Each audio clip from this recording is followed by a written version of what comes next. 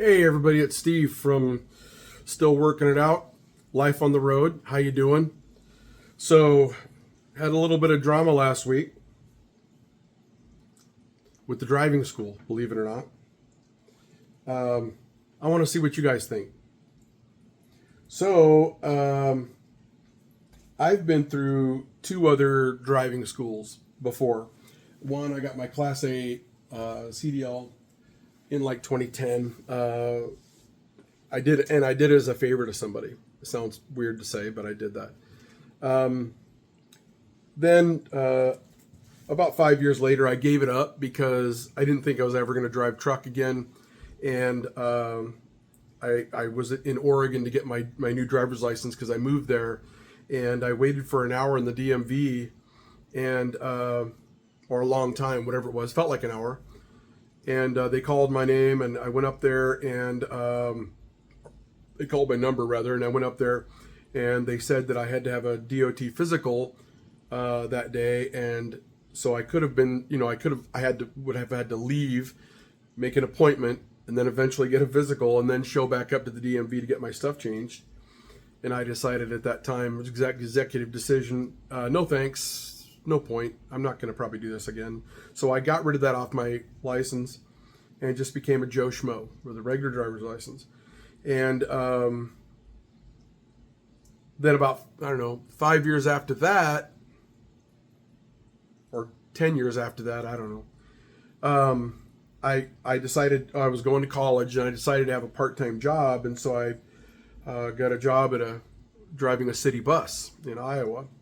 And so they put me through a training program that took several weeks, and then went to the designated, testing area, and a DMV person came out and tested me then.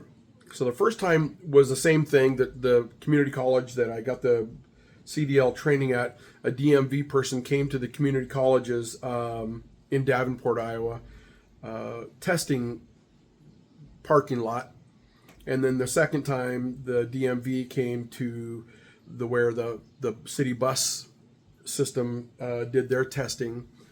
And so in both schools, we had trained quite a bit in those areas. It just makes sense. You're learning vehicle handling, you're learning it for specific reasons, right?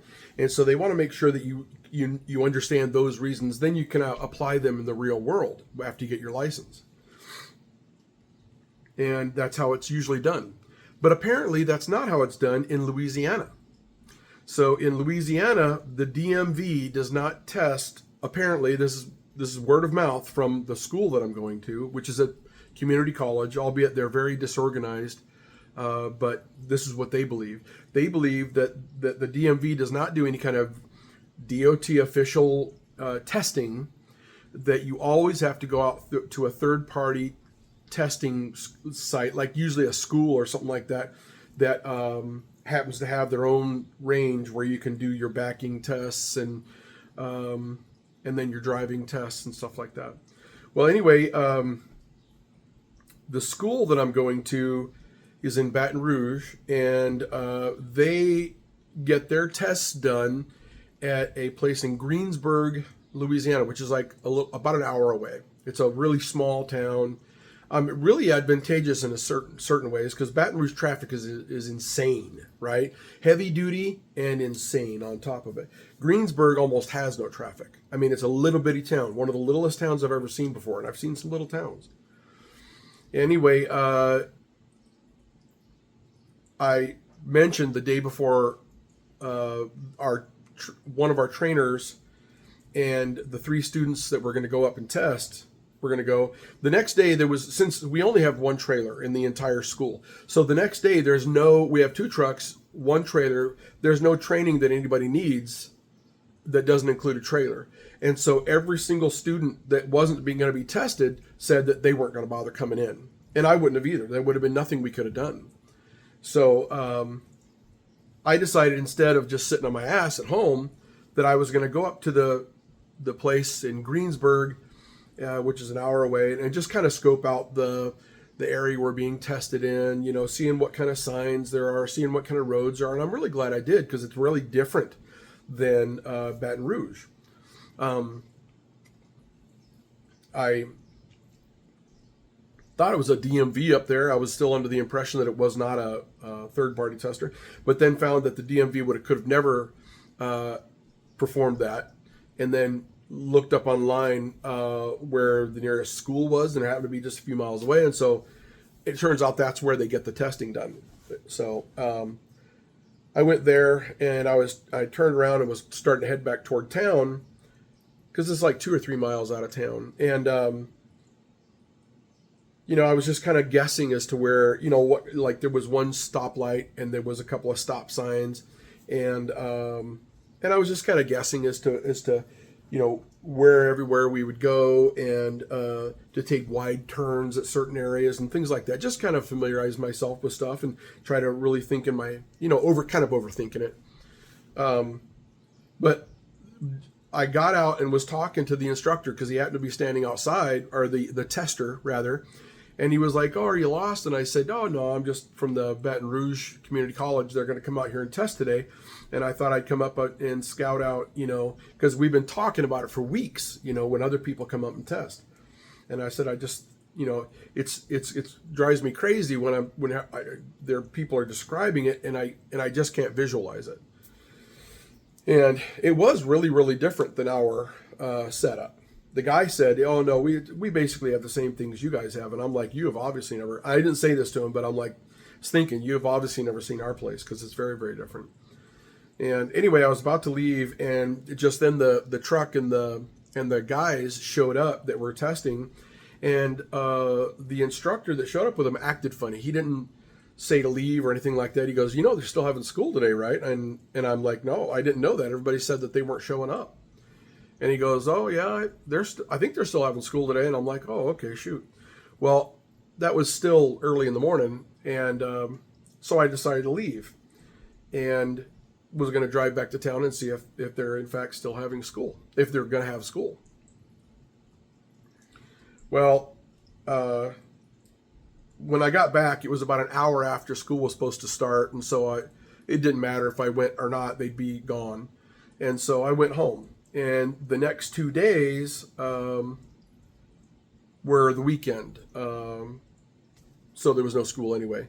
Then the next 2 days after that, which would have been school, Monday and Tuesday, I had a family obligation. My mother-in-law had flown into town, and my wife and I were taking her around to different parts of New Orleans and stuff like that.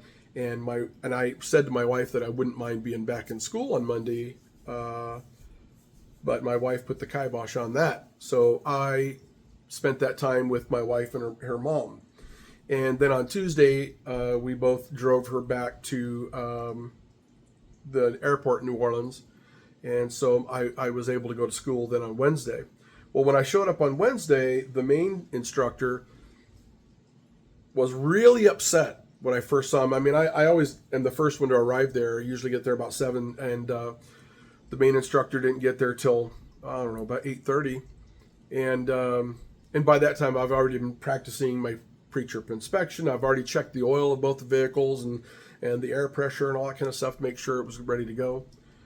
And he was really upset. He was like, "Oh, I wasn't supposed to do that. That I wasn't supposed to see it ahead of time." And I'm like, "Well, that's news to me. Nobody ever told me that." And I said, and I even told the other instructor the day before everybody was to test, I was going to go up there. He didn't tell me not to go up there. So anyway, apparently it was a big problem. He equated it to the same thing. He said, "Well, you wouldn't expect to see a test, like a teacher was going to give you a test. You wouldn't expect to see the test before you tested." And I said, "Well, that's not a good analogy, because if somebody had a paper test, they would have specific questions on there of stuff you've covered, and the test basically is just to make sure that you've covered those things. And the test for a truck driving DOT test is to make sure that you're capable of handling the vehicle, and that you know the rules of the road. That's the point of that test. So there's nothing to do with that. And I said, and I've been through 2 different trucking schools before, and we trained right on the place where we were to test. He goes, well, that's not how they do it in Louisiana. And he was all upset. He said that the tester was livid, which when I was up there, that tester was friendly as all get out. So anyway, he claimed that the tester doesn't want me back there. And so now this main instructor is going to have to go through all kinds of hoops to find me a different place to test. And I'm like, okay, whatever. It's all good. So I did message texted the main administrator that I talked to when I first signed up for the class. And I said, well, explain my situation. I said, I didn't know that it was against any kind of rule whatsoever for me to go see the test site. And the other thing is, all 3 of the guys that showed up to take their test, they had all taken tests there previously and failed. So it wasn't new to them. So that whole thing about you're not allowed to see the test site first, that doesn't even make sense. So people fail, and then they're allowed to go back as many times as it takes to go past the test. So the test site up there is never new to the people if they failed. Anyway, I don't know if it makes sense to you. It doesn't make sense to me. So just must speak to how limited I am intellectually. But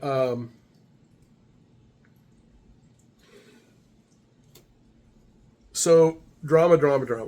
And no matter where you go, no matter what you do, there's going to be drama. And because I'm not a drama guy, I don't like that stuff.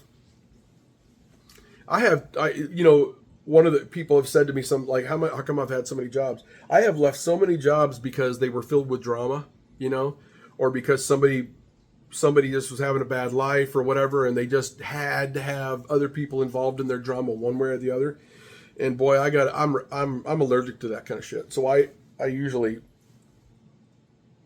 try to stick it out for them to either get fired or to wear themselves out with the drama. But the older I get, the less patience I seem to have with that kind of stuff. So, I don't get upset at people. I don't yell at people, and I don't, threaten people and all that kind of stuff. I just go, I've never found a reason that I had to stick it out at a job and that I had to put up with somebody else's stupid shit, Just that's not me. And so yeah, my peace is worth more than that to me, Some people are willing to do that. Some people are willing to stay married to the wrong person and just suffer and hate themselves and hate their life and dream about killing that other person or whatever. Not me. I'm not interested in that. So anyway, so I've been back at school now for a week, all week, and for 3 days, and everything's peachy. Everybody's fine. Apparently there's one student there that he refuses to talk to me now, which I didn't understand what was going on. Apparently he was one of the kids up there that failed the test, and on their way back, somehow he got it in his head that it was my fault that he failed. Of course, he's failed before, So him going up, he wasn't even from my class. He was from a class previous to mine, or the class that was even previous to that one. And somehow he's got it in his head that it was my fault that he failed. But I kind of think that he's just not wanting to take responsibility for himself. I just don't know how I factor into his situation at all. And the instructor that had gone up there, he says he's fine with me, and we don't have any kind of problem or whatever, and that's great. And I haven't heard back from that administrator, so it must not be that big of a deal. I said, I'm sorry if I broke a rule. I didn't know about the rule, and it's not something that was, somebody should, intuit. It wasn't kind of a common sense thing. And that if there's anything I can do to fix it, let me know. Happy to do it. And if I need to, make a big change, like, transfer to a different kind of school or whatever, fine too. Just let me know what's going on. I'm not going to kick a fit about anything. This has been valuable training for me. and I've been ready to take the test now for a couple weeks. So it's really a question of being able to get scheduled. It's kind of a political thing to get scheduled up there, and they can only test 3 people at a time, and that happens about once a week, but not really, because apparently they tested last Friday, but even though there were people that were ready to test again for this Friday, which is tomorrow, the school still hasn't called them back, because I'm guessing they're a third-party tester for a lot of people, including their own students, because they're an actual school that teaches truck driving. So, and they're a very small operation. Like I was saying, small town, small operation. It's kind of really disorganized. I mean, a lot of schools, like the one that I had attended very first, they had only one truck also, but they had a really neat system where that every single student tested on the same day. Every student in the class. Now, there wasn't a ton of us. There was like 5 or 6. Every student tested on the same day. And the DMV just came, somebody from the DMV just came out, and on our range, we did the backing test, one at a time. And then each of us did our pre-trip with them, and pass, fail, whatever. And then each one of us by ourselves went out and did the drive test, came back, then the next person out the drive test, came back, the next person out the drive test. It was pretty simple, nothing real difficult. Fucker, stop. My cat's messing with me. It's his favorite thing. If I don't give him any attention, he's like, "Oh, I'll get your attention. Don't worry about that."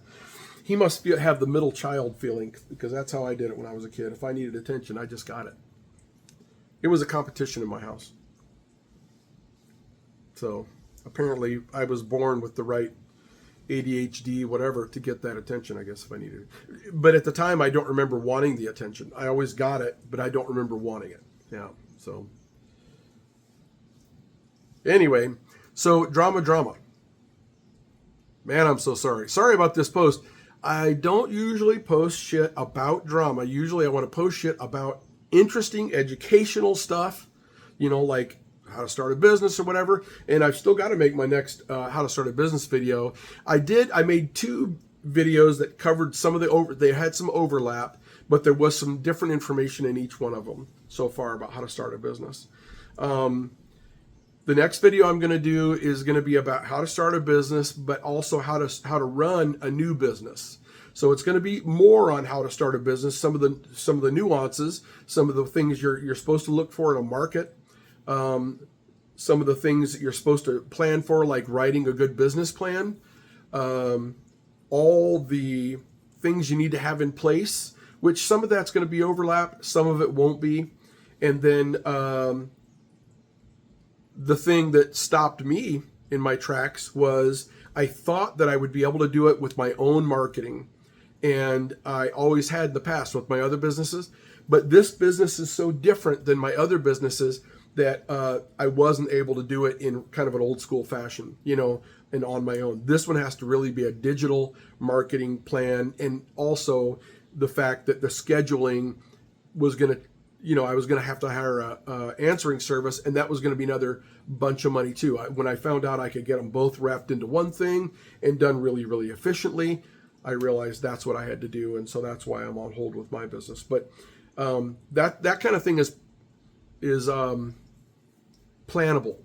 I could have caught that in a plan if I'd have been more detail oriented, and but it was a big project for me. And I think I really kind of had to have my hands on to prove to myself that, in fact, I couldn't just make it work myself. Because I'm really starting my business on a real shoestring budget without any kind of savings or anything like that. And a lot of people get loans, whether they're from their parents or friends or from the bank, or even have savings, that they build up before they actually start their business. But I didn't do that. I didn't have that. So I'm really teaching people how to start a business from scratch, and how not to end up in somebody else's pocket while you're doing that, because that's a big deal. A lot of people, when they get a business started, they're already in the hole. And then they work for the next 15 years digging themselves out of that hole, never really making headway until once they've been in business for 15 years, 10 or 15 years maybe, and they, hold on, I think I got a package. Anyway, I'm going to let you guys go now. And this was from Steve Underwood, and it's called Still Working It Out. And if you wouldn't mind, like and subscribe if you like this video. If you didn't like this video, tell me to fuck off, whatever. But anyway, you guys have a great day, and I love every one of you, and I hope you guys are having a good day, and be good to yourselves. Never give up. Never give up. It's always going to be better. Even if it might be better in 2 hours. It might be better tomorrow. It might be better in 2 weeks. But I guarantee you it'll be better within months, if nothing else. Never give up on yourself. Never give up on yourself. You're the one person you can't walk away from. Take it easy, everybody.